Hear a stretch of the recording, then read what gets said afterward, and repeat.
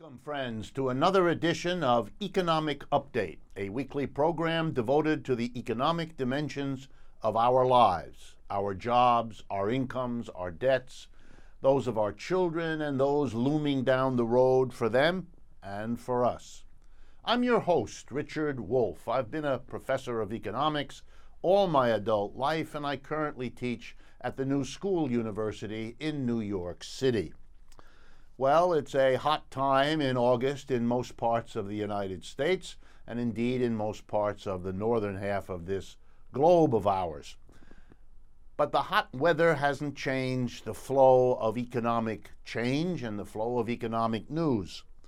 So I'm going to proceed today, but there's a theme that I wanted to mention at the outset, and that theme is the difference between what is said publicly and what the economic realities underlying that actually are. So let's begin. One of the most famous department stores in the United States is called Macy's. It's been around a long time, and it recently announced some changes that are very interesting in the light that they shed on the American economy and the recovery that isn't there.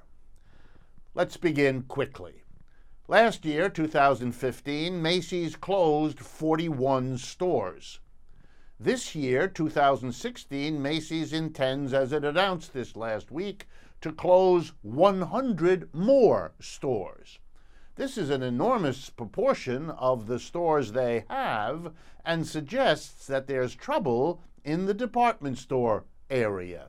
And indeed there is. Retail sales of the kinds of items Macy's sells, particularly clothing, have been declining in department stores like Macy's for quite a while, and Macy's is really suffering. So what is Macy's going to do about it? Well, they're firing a lot of people, they're closing a lot of stores, which puts all kinds of shopping malls into difficulty. They're doing what's good for their company, but all the consequences for the larger economy are none of their concern. We all have to live with it. They make the decisions. But even that's not what I want to focus on. What I want to focus on is what Macy's is saying. We are responding to the changing preferences of our consumers. Okay, that may be really good corporate PR, but it is very bad economics, verging on the dishonest. Here's the reality. The middle class, the people who earn a good living from a secure job, have been the backbone of Macy's shoppers for a long time.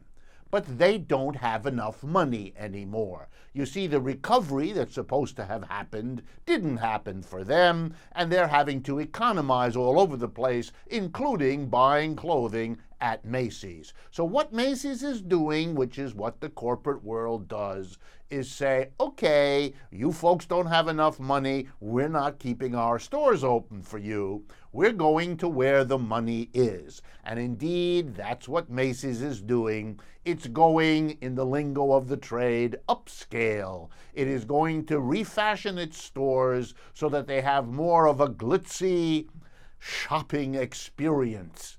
The language is breathtaking. The reality, we're going to where the money is, the richer folks, the top 10%, the ones who actually have recovered with the stock market, with profits, thanks to the bailouts that we, the taxpayer, made possible for the industries upon which their dividends and their salaries depend. It is a sign of what's happening in our economy, and it shouldn't be missed. Our next update has to do with the election, of course, and particularly with the battle between Donald Trump and Hillary Clinton. Donald Trump has been proposing to cut taxes, inheritance taxes, corporate taxes, and so on. And indeed, if you cut the taxes, guess what? The government receives a lot less money, and that the typical thing the government does in those situations, since it dare not cut government spending on all the companies and individuals who count on it, at least not enough to offset the cut in revenue from the kinds of cuts Donald Trump proposes, it'll mean that the government will be borrowing the money it no longer gets from the corporations. And if you follow economics, you might enjoy understanding that when the government needs to borrow because it has cut taxes on big business, it tends to borrow, you guessed it, from those same businesses. In effect, cutting taxes and borrowing the money instead allows the rich not only to escape taxes, but to get the government, to borrow that money that they used to pay in taxes, which of course for rich people and corporations is a wonderful solution, which is why no doubt Mr. Trump advocates it. What is Mrs. Clinton's response? Well, you might have imagined, if you had been paying attention to her liberal supporters, people like Paul Krugman and others, that she would come to a rousing defense. No, she would say, we are going to borrow more money. We're not going to cut taxes. We're going to keep that, but we're going to borrow even more at these historic low interest rates to get the government to really stimulate the economy, to get the recovery actually there that we have been faking for these last few years.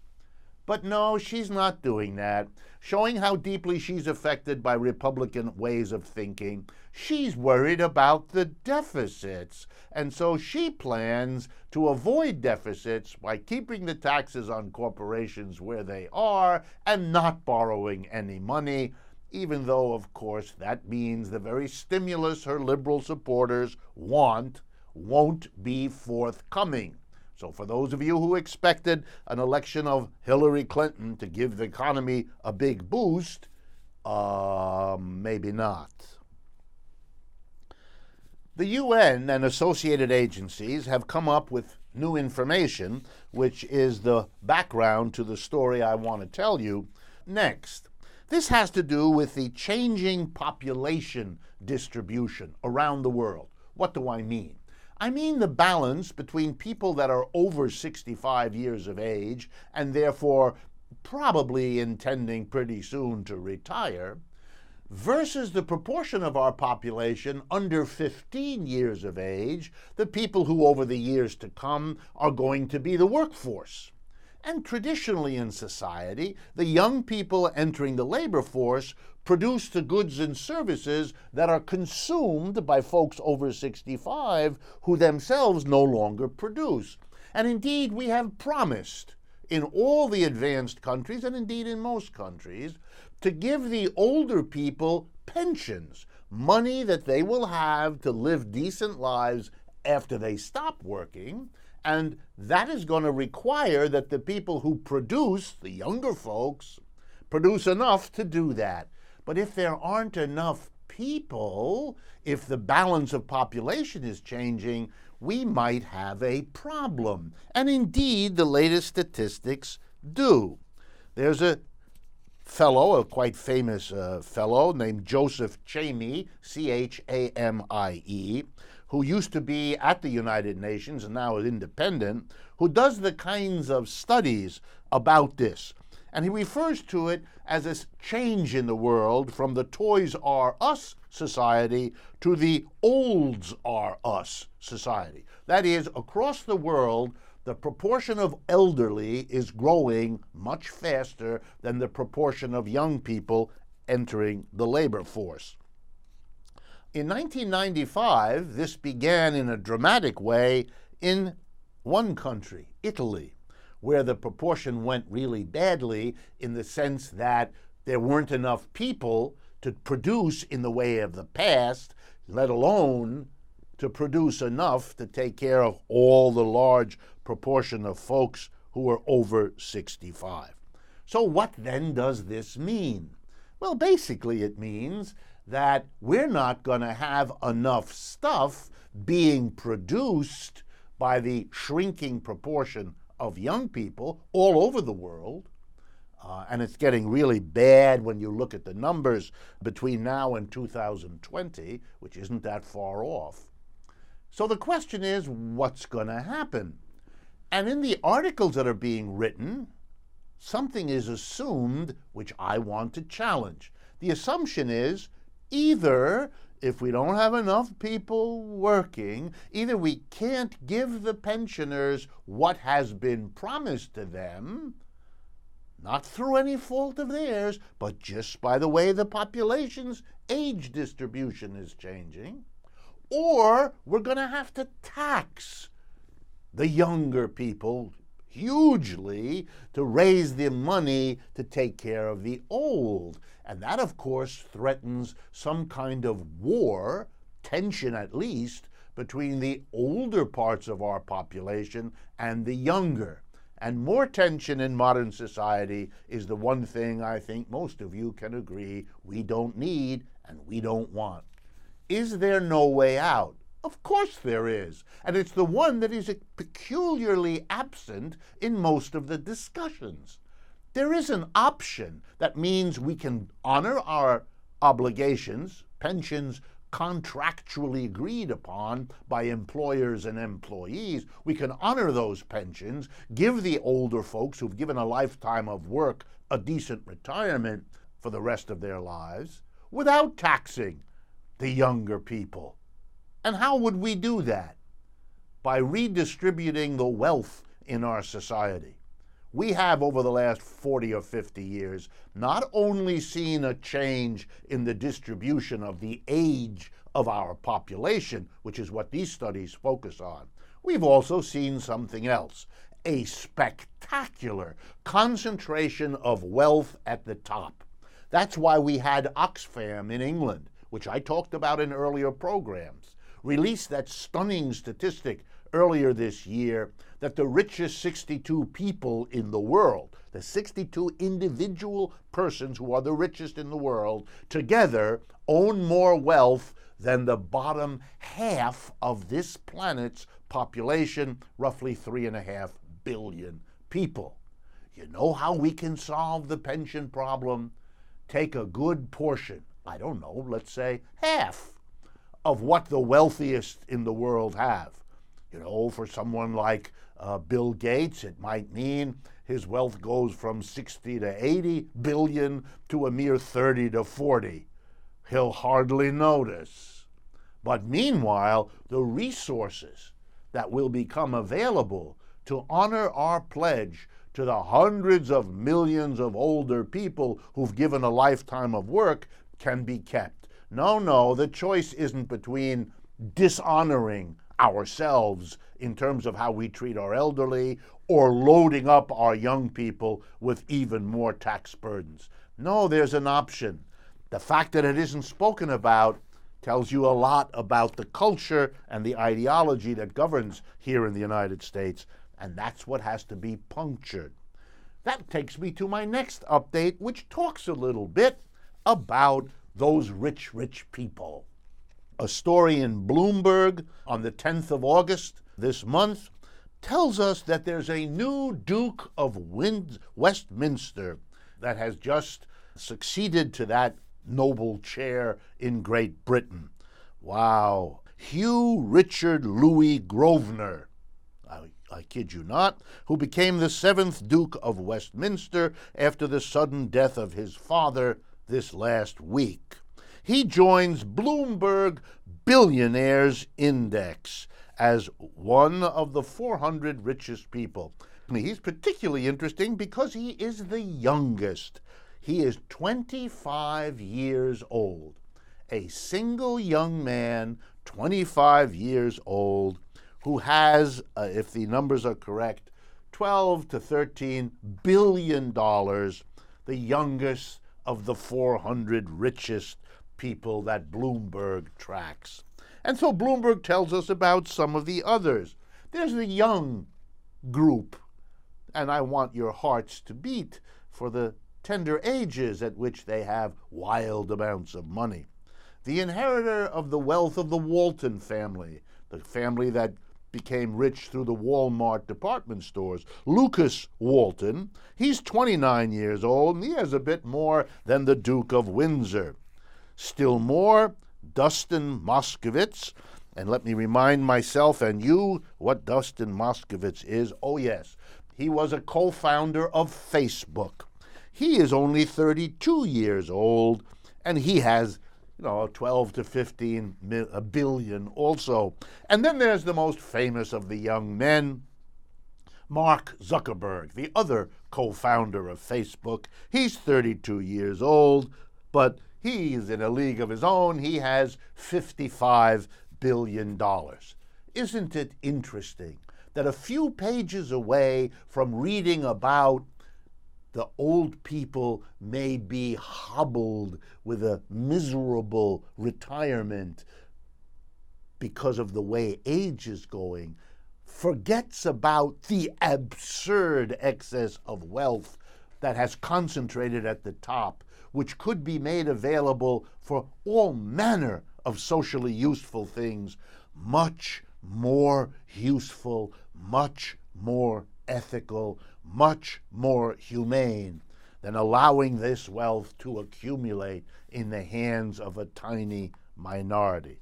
Not to talk about that, if you're talking about cutting pensions, is nothing short of shameful. My last update for today is yet again a bit different. This one has to do with a story that appeared in the last week, actually a two-part series of stories that I have to commend. This is good investigative reporting. And it appeared on the front page of the New York Times, which meant not only was it good investigating, but it was good journalism to give this important story the kind of exposure it will get because of its placement on that important front page. And I have a personal connection, so let me begin with that.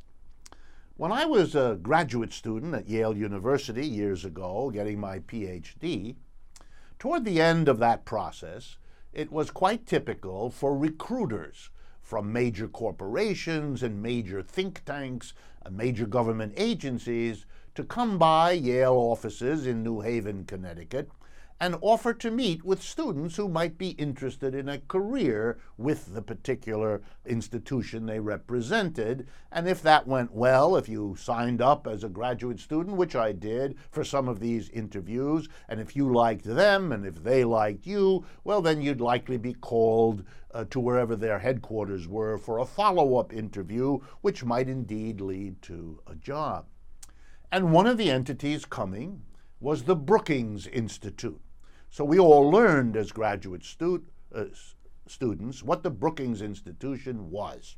And I would say, if my memory is correct, we were told by our professors you could not get a better postdoctoral position than at the Brookings Institution, doing research. This was a famous Washington, D.C. institution known for its strictly objective research on important economic issues of the times, and you would be caught up with the great researchers that were gathered there. It would look wonderful on your resume, and it would catapult you into a very desirable job as a professor or indeed at another think tank or a government agency, who would be very pleased that you had spent time at this wonderful, pristine, highly respected research institution.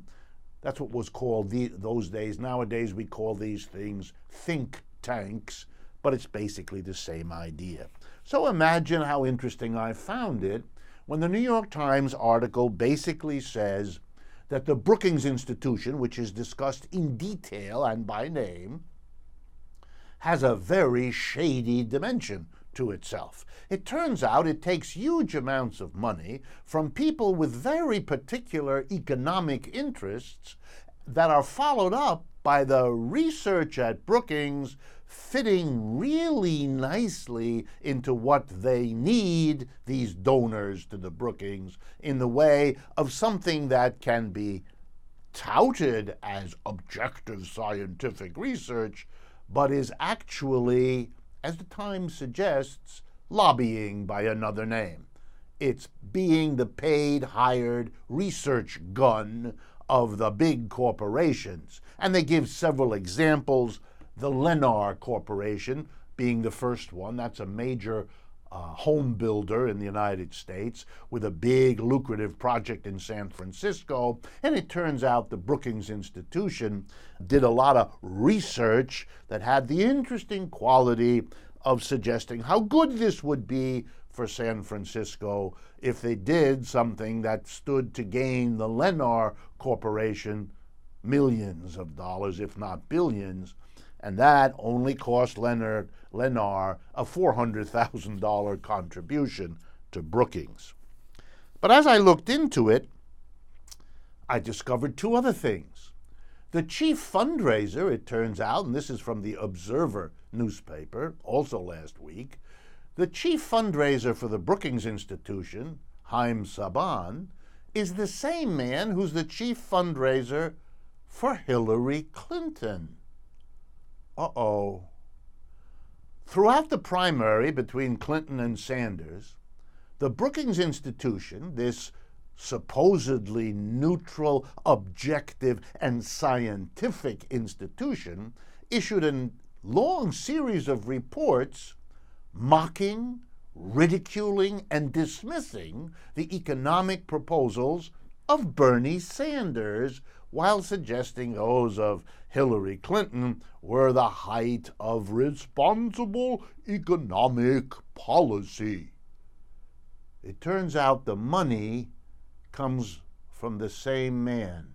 The major donor to Mrs. Clinton is also the major donor to the Brookings Institution. Is this corruption? Well, who knows what the legal implications are. Hopefully those will now become an issue. But morally and ethically, to have written reports denouncing one candidate that favor another while your largest donor is the donor to the other, not mentioning that, not making that clear, that violates every ethic I know of in the realm of research. It's a little bit like those scandals of a few years ago when we discovered that the papers in scientific journals about the effects of drugs were often commissioned by the companies making and selling the same drugs. But my concern goes even further. Even without the corruption we can see that the New York Times itself points out, there's a deeper corruption that has nothing to do with particular donors. The Brookings Institution is an institution which, for all its history, has never had an interest in a research report about the pros and cons of a system other than capitalism. It's as if the unspoken commitment to capitalism runs so deep that it doesn't even occur to the folks gathered there that arguments about the system itself, evaluations of whether and how we could do better than capitalism, might also be, I don't know, the topic of an occasional conference where they might gather the folks like me who think that and see what we might have to say and have a debate and an argument and look about discussing the pros and cons. They don't bother with that. That's why they didn't occur to them that there might be a problem in taking money from the same people that their research affects in the most urgent way. Let me give you an example of where this leads. Suppose you had a research institute whose job was to discover what are the problems of our school system. And suppose all you ever got from this institution, whether it was called Brookings or something else, were research papers which said either it's the fault of the teachers, or it's the fault of the teachers' union, or it's the fault of the students, or it's the fault of the parents of the students. Wouldn't you after a while say, wait a minute, don't you also want to see what's the role of the way we organize our schools? You know, our schools are organized in a very top-down fashion. We have a small number of people who are called administrators, who have an enormous amount of power, and they tell the teachers what to do. And the teachers, in turn, tell the students what to do, partly because that's what happens to them when they're told what to do by the administrators. And the parents are kept usually at an arm's length so that they don't interfere in this. Maybe there's a problem with the system. Maybe schools ought to be organized in a different way so that parents and students and teachers manage their own schools, become their own administrative personnel, become self-managers rather than having a bureaucratic layer above them telling them what to do. Isn't that also something? I think you would agree that a research institute trying to understand problems of our schools and trying to come up with innovative ways of proceeding wouldn't shut down the possibility that the problem is the system and how they're organized, and rather than doing that, not wanting simply to find who the scapegoat is, who's to be blamed. Well, that's Brookings with capitalism. The problem is the unions, the problem is the corporations, the problem is the bankers. Even when they do that, the one taboo they will not break is that the system called capitalism, why, that's sacrosanct. That's where religious fundamentalism comes in among people who pride themselves on not being religious fundamentalists, but they are.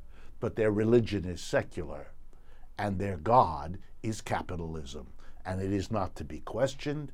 It is not to be interrogated. It is not to be examined. It is to be prayed to. End of story. We've come to the end of the first half of Economic Update for today. I hope you have found these small items analyzed in each case of interest. They cover some of the major events of the last week and a half. If you want more information about all of this, remember, please, to look at our websites, rdwolf.com and democracyatwork.info, I-N-F-O, where you can get a great deal more of this information. Stay with me. We will be right back. Welcome back, friends, to the second half of today's edition of Economic Update. Before turning to two major issues that many of you have written to us about, asking me to make comments on it, which I'm going to do, I want to remind you that we take these communications we get from you very seriously.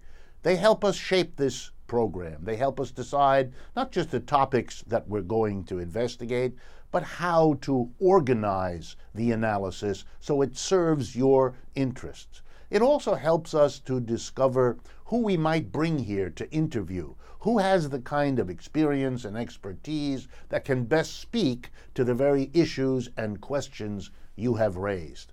Last week I had Dr. Harriet Fraud on the program, partly because she is really capable of generating a very, very important flow of your responses to us, and we want to be, in turn, responsive to you. So please, make use of our two websites to partner with us, to tell us what you need and want, to make use of the programs we put up there. Every one of these programs is archived on the websites. You can listen at any time to any of them, built up over the last 5 years every week. But there are many other things these websites provide to you, besides a way to communicate directly to us. By clicking on an icon on any of our two websites, you can follow us on Facebook, Twitter, and Instagram. You can use the links we provide for your own education. You can share the materials we put up there, texts, audio files, video files, all of it. We add every single day, sometimes a bevy of materials, even in one day. So here are the names of the two websites. They're available 24/7 with no charge ever for anything. That's what we are doing. That's what we are committed to doing. rdwolf with two F's. That's rdwolff.com. And democracyatwork.info. That's democracyatwork, all one word, .info. These are websites for your use and for your interest.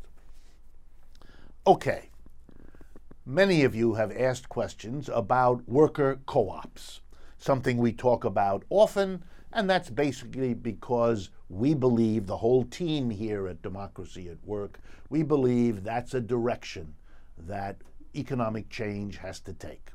In order to understand that, let's review the three major systems of the last several thousand years in most parts of the world. One of those systems is slavery.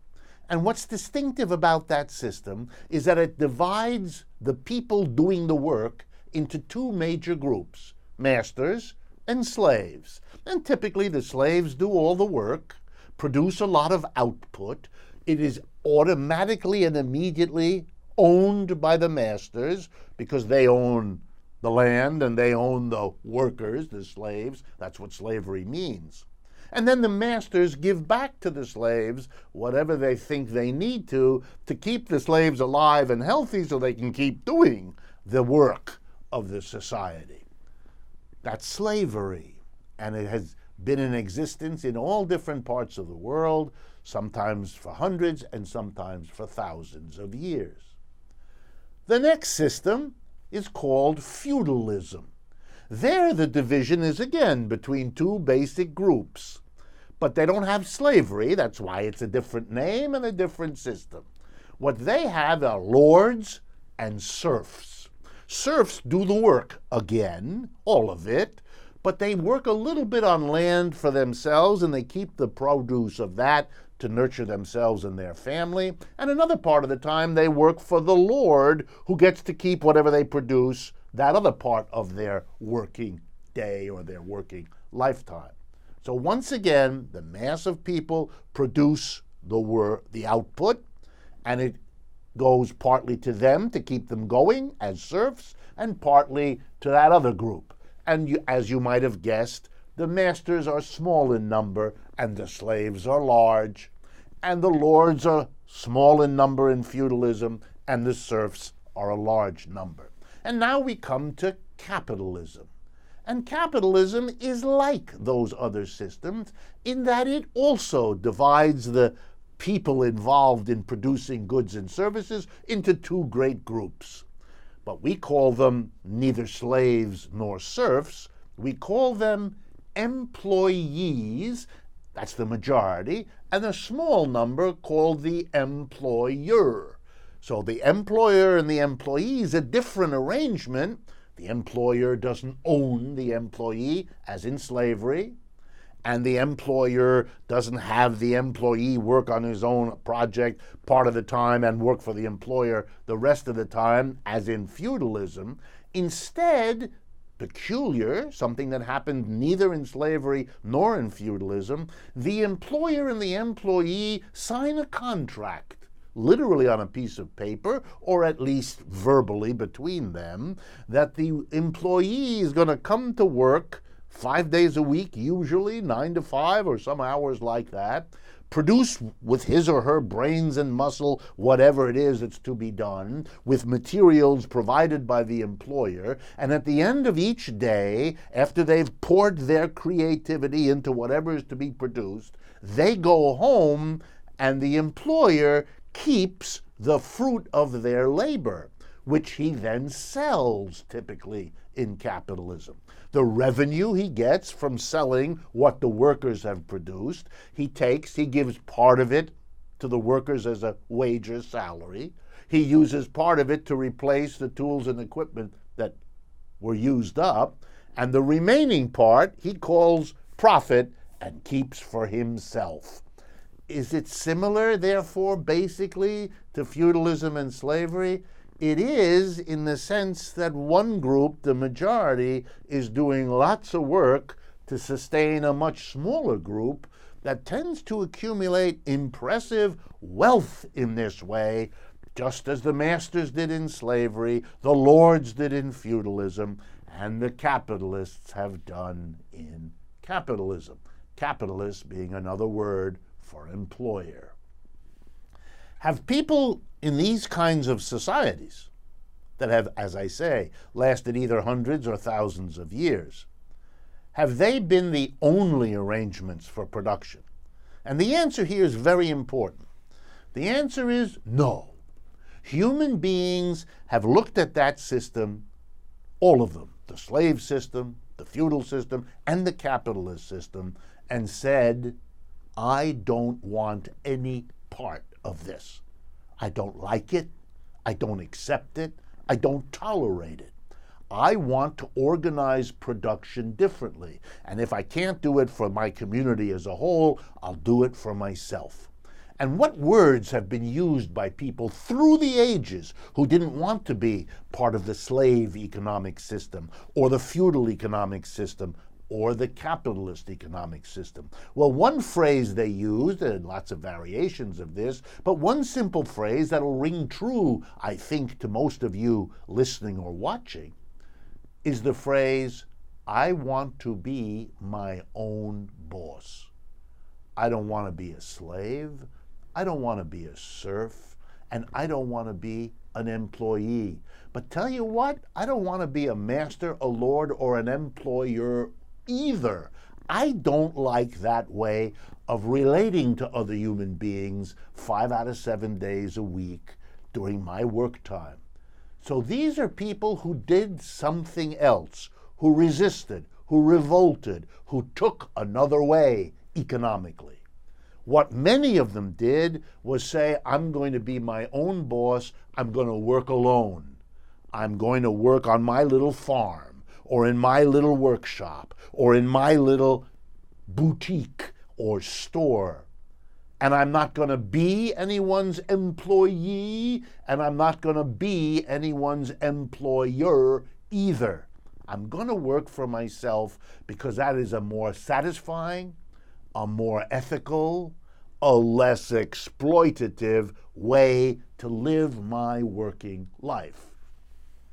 We've always had those, for example, in the United States. From the earliest days of a colony right up to the present, millions of people do not want to be in the employer-employee relationship. Just like there were people who didn't want to be lords or serfs, masters or slaves.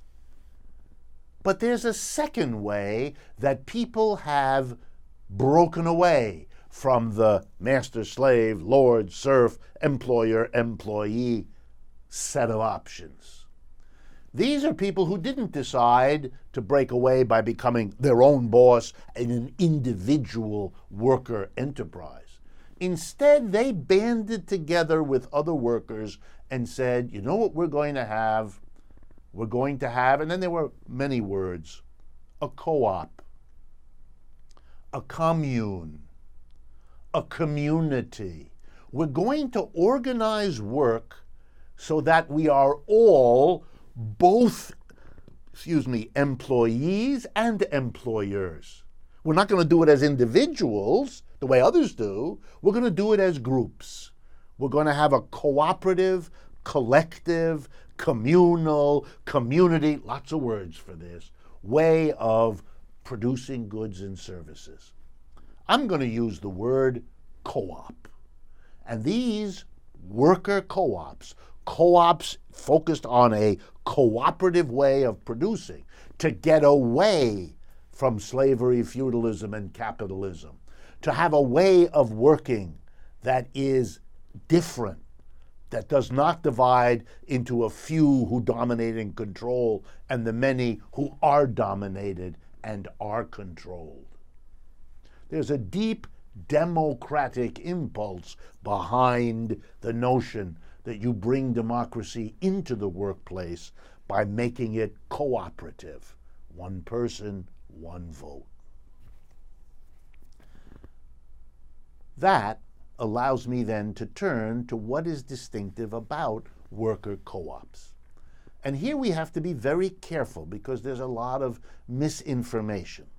A worker co-op means that the work itself, the daily task of designing what is to be done, organizing the inputs so that they're available, collecting the machines if you need them, organizing, training people to do the work, making all of those decisions and actions collectively through discussion and community voting on what should be done.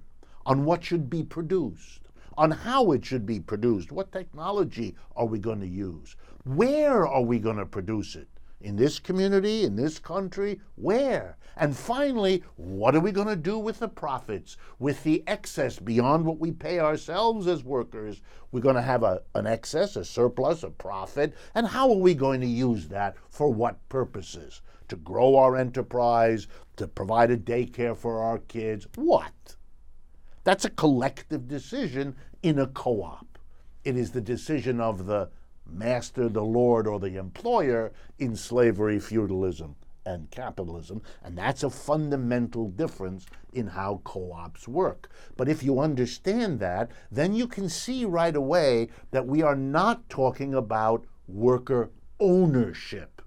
Whether the workers own the enterprise or not is a separate matter from how the work itself is organized. It might well be that we would want an economy in which the workers who organize collectively also own the enterprise collectively. But that's not necessary. The enterprise can be owned by the local community. The enterprise can be owned by the local town. The enterprise can be owned by an institution, by the federal government. It could be lots of different arrangements of ownership. But what matters in terms of the economic system is mostly how is the work organized. And here the crucial difference from slavery, feudalism, capitalism, and self-employed individual production is that the work, everything about it, is decided collectively and democratically. That's also why we talk about workers' self-directed enterprise, because what we're talking about is workers who direct what's going on, whether or not they own it. And likewise, it's important to keep clear that worker direction is not the same as workers' self-management. There are experiments, and they have been for a long time, in letting workers not only be the workers who do the work, but also to be the managers. But that leaves the question of who directs it, who makes the decisions that directors make, in the hands of others. That's not what we're talking about. That still has those who make the big decisions at the top versus those who do the work and manage themselves, and that's the very division that replicates yet again the slavery, feudalism, capitalism division into two. So we don't want that. What we're talking about when we talk about co-ops is precisely that workers are their own board of directors. Instead of workers being many and a board of directors typically 15 or 20 people, none of that. The directors are now going to be the workers as a whole. That's crucial. They're going to decide democratically all the decisions that are now decided undemocratically by a tiny number of people at the peak of a corporation, the board of directors. Well, having said all this, is there experience over the generations, and is there experience right now that will allow us to compare the performance of a capitalist enterprise, since we don't have much in the way of slavery and feudalism anymore?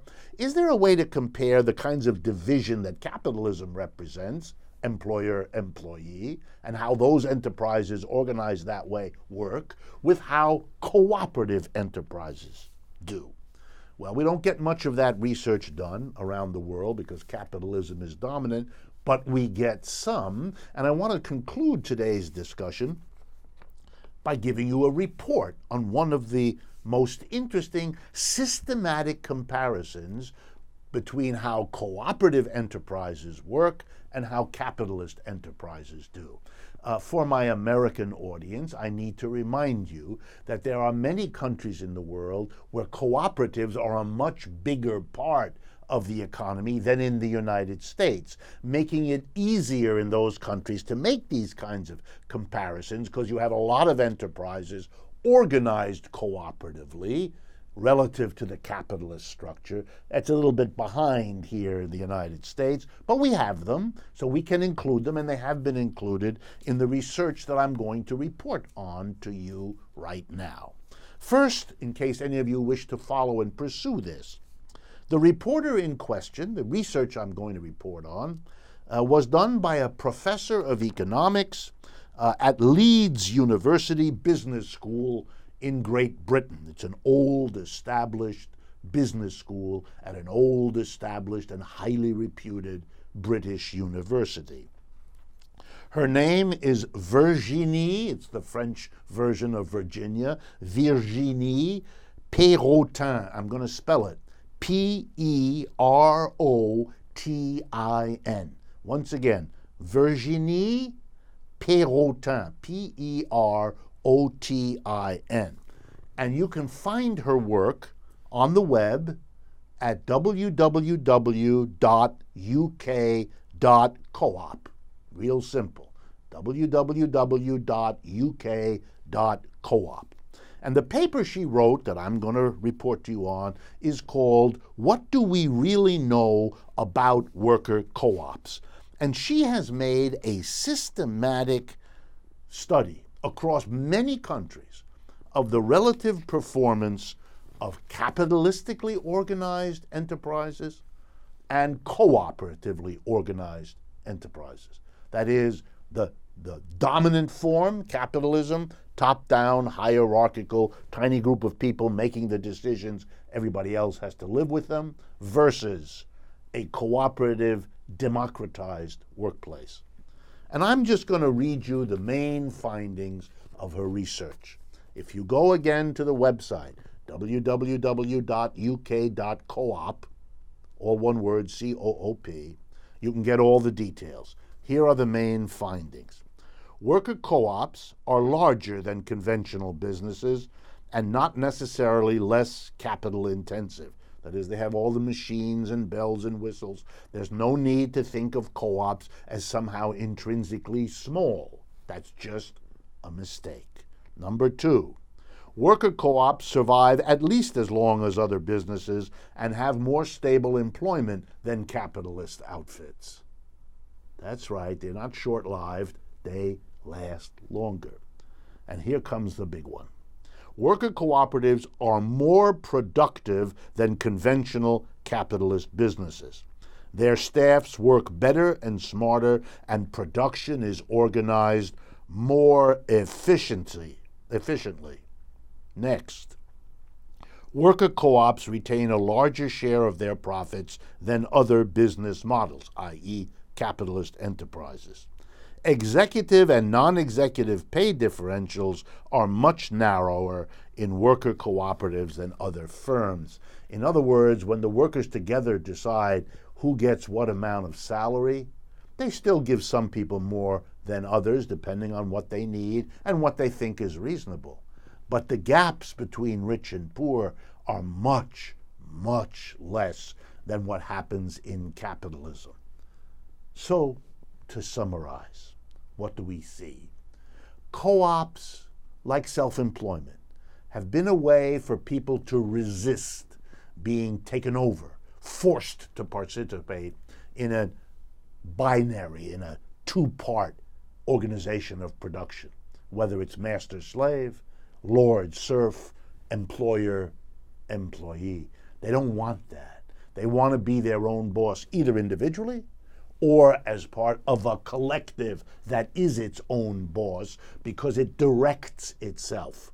Whether or not it owns, whether or not all management is done by everybody, the direction, the basic decisions, what to produce, how to produce, where to produce, and what to do with the profits is made democratically by the workers who, in their commitment to democracy, will, of course, include the communities that interact with these corporations, with these enterprises, because democracy demands that. Since the community is affected by what the corporation does, and vice versa, there needs to be a co-directing by the community and the workers to make a democratic workplace a reality. And as I say, there are many examples around the world.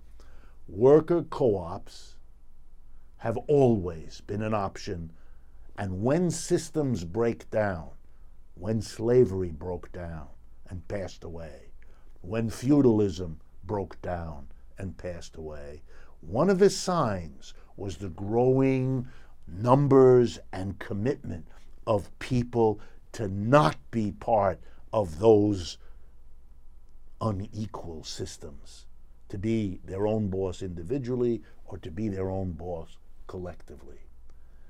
In the United States, as in so many capitalist countries today, as capitalism has more and deeper problems that we see around us everywhere, more and more people are choosing or being forced to go into business for themselves, to become self-employed, to see the capitalist system as something they want to step away from.